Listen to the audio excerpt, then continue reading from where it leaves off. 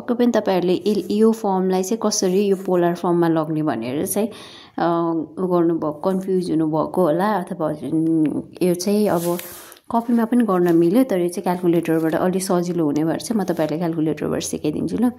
जस्तो यो चाहिँ हाम्रो छ कार्टेसियन फर्ममा नभए चाहिँ रेक्टेंगुलर फर्ममा चाहिँ हैन 10 + j5 भनेर अनि यो चाहिँ 17.89 विथ द फेजर एंगल -26.56 हैन 56 डिग्री त्यो चाहिँ हाम्रो छ पोलर फर्ममा यसलाई चाहिँ अबको सल्भ गर्दाखेरि कसरी गर्ने भनेपछि सुरुमा चाहिँ सबैभन्दा ध्यान दिनुपर्ने कुरा सुरुमा हाम्रो चाहिँ कम्प्लेक्स नम्बरमा चाहिँ सेट हुनुपर्छ है क्याल्कुलेटर कम्प्लेक्स 2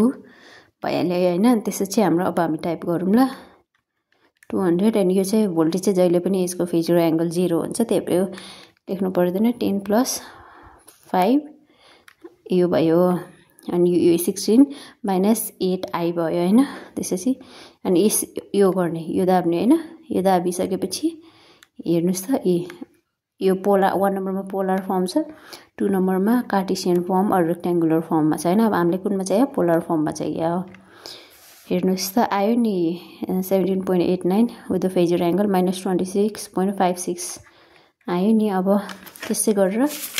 अब जस्तो तपाईहरुले चाहिँ एंगल वाला पनि सल्भ गर्नुपर्छ नि त क्याल्कुलेटरबाट अनि यो चाहिँ सजिलो छ है हेर्नुस्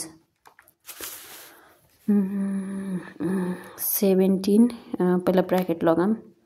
कन्फ्युज नहुनको लागि 17.89 सरी एंगल -26.56 भयो अनि प्लस 20 -36.87 ब्र्याकेट क्लोज अनि हेर्नुस् त यो यस्तो फर्ममा आयो हैन तर हामीलाई यो चाहिँ आयो कार्टेसियन फर्ममा नभए रेक्टेंगुलर फर्ममा आयो हैन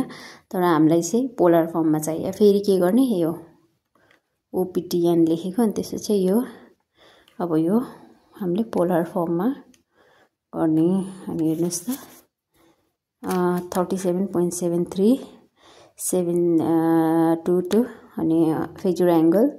-32.00 एम्पियर करेन्ट हैन यो चाहिँ दाबेको किन भनेपछि एकदम लामो छ नि त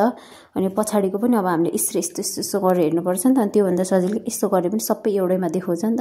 त्यही भएर नजुकिनु होला होप तपाईहरुलाई सजिलो भयो होला तपाईहरुले यो अप्ठ्यारो मानेरै गर्नुभयो होला ल थ्यांक यू धन्यवाद